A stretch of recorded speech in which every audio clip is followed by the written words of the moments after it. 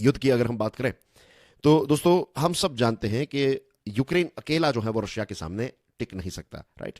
और स्टार्टिंग के टाइम से ही हमें पता था कि अगर वेस्टर्न वर्ल्ड ने यूक्रेन की मदद नहीं की तो कुछ ही हफ्तों के अंदर रशिया जो है वो यूक्रेन को हरा देगा। यूक्रेन इतने लंबे समय तक रशिया के सामने टिक पाया, उसके पीछे मेन रीजन जो है दैट इज वेस्टर्न वर्ल्ड ने यूक्रेन की अभी तक मदद की है।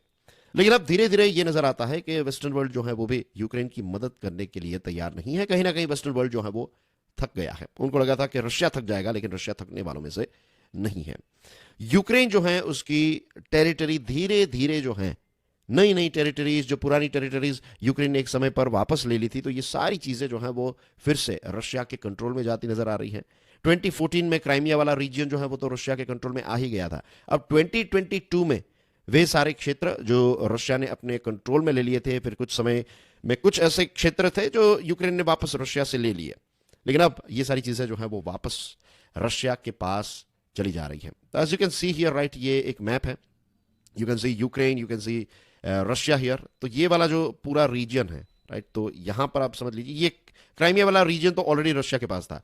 अब यहां पर भी मेजोरिटी टेरिटरीज जो है वो रशिया के कंट्रोल में आ चुकी हैं और धीरे धीरे करके ज्यादा से ज्यादा क्षेत्र जो है वो रशिया के कंट्रोल में आने लगा है। दिस इटसेल्फ इंडिकेट्स के यूक्रेन की फिलहाल पोजीशन जो है वो काफी ज्यादा होपलेस है।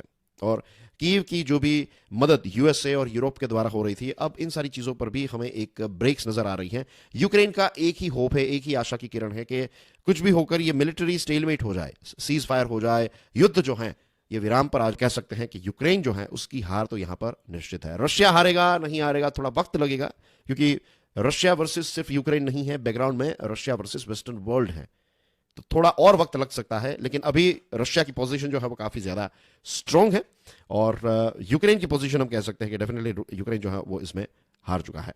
और यूक्रेन को फिर से खड़ा करने के लिए जो रिकंस्ट्रक्शन का काम है उसमें billions and billions of dollars की जरूरत पड़ेगी। तो अभी युद्ध जैसी सिचुएशन चल रही है, युद्ध जो है it's like an emergency situation. तो इमरजेंसी सिचुएशन में भी वेस्टर्न वर्ल्ड जो है उनकी मदद स्टॉप हो चुकी है। तो रिकंस्ट्रक्शन में तो हम समझ सकते हैं कि फॉरेन एड जो है वो मीन्स कोई आशा नहीं है कि उतनी कोई खास जो है वो यूक्रेन की मदद फ्री में तो शायद नहीं होगी। हाँ, लोन्स देकर ये सारी चीजें को देकर मदद की जा सकती है, वरना जो यूक्रेन को ऐसा लग रहा था कि हमें फ्री में सारी चीजें जो है वो मिलेगी, तो आई डोंट थिंक सो कि ऐसा कुछ होगा। And that's why I am saying कि यूक्रेन की हार जो है वो यहां पर ऑलरेडी हो चुकी है। अब जब से ये युद्ध स्टार्ट हुआ, वेस्टर्न वर्ल्ड ने कोशिश की कि रशिया का ये जो मिलिट्री एडवेंचर है तो इसकी बहुत बड़ी कीमत जो है वो रशिया को चुकानी पड़े। उन्होंने ये तय किया था कि रशिया जो है उसकी इकोनॉमी को हम तोड़ देंगे। रशिया जो है उन पर बहुत सारे सैंक्शंस जो है वो लगाए गए, ट्रेड और फाइनेंशियल सैंक्शंस। लेकिन जो प्रेडिक्शन था कि इतने समय के अंदर रशिया जो है उसकी इकोनॉमी टूट जाएगी, गिर जाएगी, लेकिन ऐसा बिल्कुल नहीं हुआ है। उनके जो प्रेडिक्शंस थे वो प्रेडिक्शंस फेल हुए, राइट, वो प्रेडिक्शंस एक्यूरेट नहीं साबित हुए। डैमेज हुआ है, नो डाउट अबाउट इट, लेकिन रशिया ने इस डैमेज को काफी अच्छी तरीके से हैंडल भी कर लिया है। अगर हम रशियन इकोनॉमी पर नजर डालें तो 2022 में इसका कॉन्ट्रैक्शन हुआ बाय 2.1%, यानी कि रशिया की इकोनॉमी जो है वो माइनस में चली गई थी। लेकिन 2023 में आप देखिए एक्सपेक्टेड ग्रोथ जो है दैट इज 2.8%। तो 2022 में आप माइनस में थे और 2023 में आप 2.8% से ग्रोथ करने वाले हैं। This itself is a big thing. और याद रखिए कि अब इतने सारे सैंक्शंस हैं, ऊपर से ये देश जो है वो युद्ध कर रहा है, एक्टिवली युद्ध में इन्वॉल्व है और उसकी इकोनॉमी जो है वो पॉजिटिवली ग्रो हो रही है। जो लेटेस्ट क्वार्टर के रिपोर्ट्स आए हैं उसमें यह दिखा है कि 5.5% से ग्रोथ जो है वो रशिया का हुआ है लेटेस्ट क्वार्टर में। सो दिस इटसेल्फ इंडिकेट्स कि रशिया की इकोनॉमी जो है वो तो फ्लरिश हो रही है और करंट अकाउंट जो है रशिया का it should be in deficit, isn't it? लेकिन ये तो सरप्लस में है, ये तो प्लस में है। दैट मीन्स कि सैंक्शंस के बावजूद भी रशिया अपने प्रोडक्ट्स को, ऑयल एंड गैस को एक बहुत बड़ी मात्रा में दुनिया के अलग अलग कस्टमर्स को सप्लाई कर रहा है। ये मिलिट्री एक्सपेंडिचर जो है रशिया का वो मोर देन डबल हो जाएगा बाय 2024, यानी कि रशिया की सरकार मिलिट्री के पीछे, डिफेंस में काफी ज्यादा पैसे जो हैं वो खर्च करने वाली है। इसका मतलब बहुत सारी कंपनीज को कॉन्ट्रैक्ट मिलेंगे, बहुत सारी जॉब्स जो है वो जनरेट होगी और इनफैक्ट बहुत सारी जॉब्स जो है वो जनरेट हो भी रही है। बजट डेफिसिट जो है ये 2.8% के आसपास है, लेकिन दिस इज सस्टेनेबल क्योंकि लो पब्लिक डेट है, राइट, 20% ऑफ जीडीपी। तो दिस इज मैनेजेबल। इसमें कोई मैक्रो आंकड़े देखे तो यहां पर कोई भी ऐसा रेड फ्लैग जो है वो नजर नहीं आ रहा। दूसरी तरफ कॉन्स्क्रिप्शन है कि आपको मिलिट्री जो है वो ज्वाइन करनी है, फिर इमिग्रेशन होने लगा है, मिलिट्री स्पेंडिंग जो है वो बढ़ने लगी है। तो ये सारी चीजों की वजह से अनएम्प्लॉयमेंट जो है वो सिर्फ और सिर्फ 2.9% है, which is in control 2.9% unemployment, it's okay.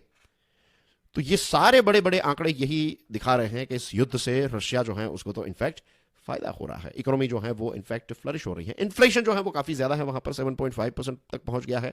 और इंटरेस्ट रेट यानी कि आप समझ लीजिए ना कि लोन लेना जो है it's very very expensive in Russia at present. और उसके पीछे मेन रीजन ये है कि जो उनकी करेंसी है वो काफी ज्यादा ड्रॉप हो रही थी। तो इसको बचाने के लिए ऑफकोर्स इन्फ्लेशन जो है मीन्स ये जो इंटरेस्ट रेट और ये सारी चीजों को इंक्रीज किया गया। तो चलो वो समझ में आता है, लेकिन दूसरी तरफ ओवरऑल इकोनॉमी जो है it's doing very very well. और स्टॉक मार्केट जो है ये 7% से इसमें ग्रोथ हुआ है कंपेयर टू लास्ट ईयर। तो ये सारे आंकड़े ये दिखाते हैं कि यहां पर तो जीत जो है वो रशिया की ही हो रही है। वेस्टर्न वर्ल्ड को ये लगा था कि व्लादिमीर पुतिन जो है वो हार जाएंगे, थक जाएंगे, अब उनका मीन्स ये जो अपनी टेनियर है उनकी लीडरशिप जो है वो खत्म हो जाएगी। नो डाउट रशिया जो है बहुत बड़ा ह्यूमन कोस्ट हुआ, बहुत सारे सोल्जर्स जो हैं उनका मीन्स उनकी मृत्यु हुई इस युद्ध में, इसमें कोई डाउट है ही नहीं। लेकिन जो वेस्टर्न वर्ल्ड ने प्रेडिक्शंस किए थे ये सारी चीज़ें जो है वो अच्छी तरीके से हैंडल भी कर ली।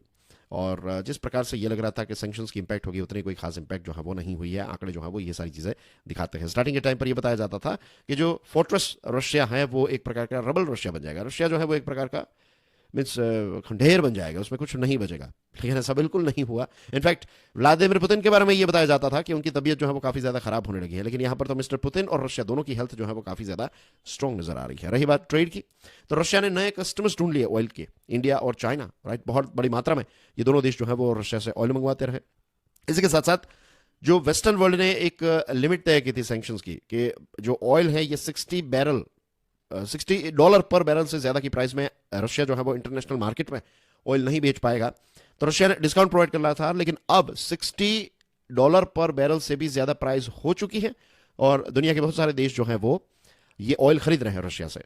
सो ये जो सीलिंग तय की गई थी वेस्टर्न वर्ल्ड के द्वारा तो ये भी टूट चुकी है। People are buying oil from Russia.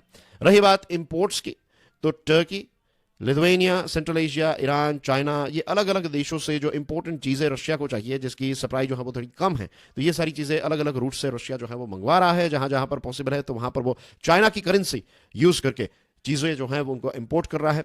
इतना ही नहीं, बहुत सारी जो वेस्टर्न कंपनीज हैं जो रशिया में ऑपरेट कर रही थी, खास करके सिलिकॉन चिप्स बनाने की कंपनी और दूसरी कुछ एडवांस मैन्युफैक्चरिंग वाली कंपनीज जो है वो बंद हो चुकी हैं। तो इसकी थोड़ी इंपैक्ट जो है वो तो क्लियरली नजर आ रही है।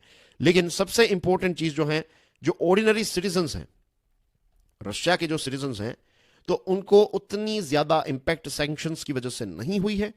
और ये जब चीज होती है, जब आपकी मेजोरिटी पॉपुलेशन जो है, आप युद्ध कर रहे हैं, आपका देश जो है वो युद्ध में एंगेज है, लेकिन मेजोरिटी पॉपुलेशन को सैंक्शंस की नेगेटिव इंपैक्ट नहीं हो रही है, तो इसका मतलब यह है कि वहां की जो आपकी प्रजा है, आपकी जो सिटीजन्स हैं, वो आपको, आपकी जो लीडरशिप है उसको मदद करेंगे। तो दैट्स द थिंग कि वॉर के लिए वहां के लोग जो है वो सपोर्ट कर रहे हैं फिलहाल, क्योंकि उन पर उतनी कोई खास इंपैक्ट जो है वो नहीं आई है। ये भी एक क्लियर बात हो जाए कि लॉन्ग टर्म में डेफिनेटली रशिया जो है उसको इसकी इंपैक्ट देखने को मिलेगी।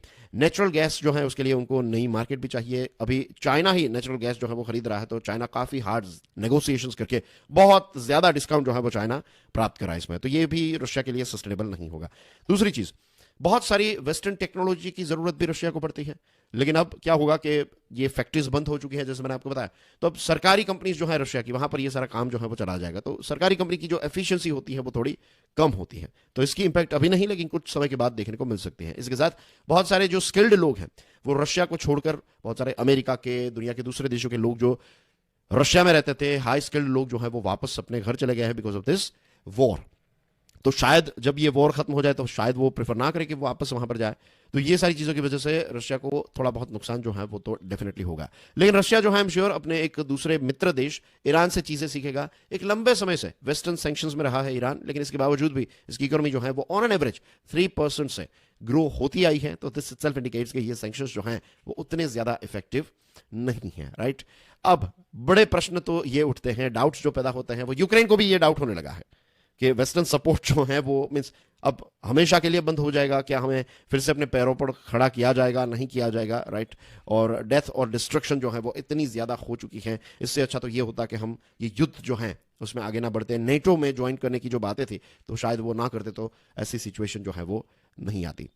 सो this are the things I am sure कि यूक्रेन की जो लीडरशिप है, यूक्रेन के लोग जो है वो आज पूछ रहे होंगे, क्योंकि इसमें बहुत ज्यादा नुकसान जो है वो यूक्रेन का ऑलरेडी हो चुका है। दैट्स व्हाई आई सेड कि इसमें भले ही अभी रशिया की क्लियर जीत डिक्लेयर ऑफिशियली ना की गई हो,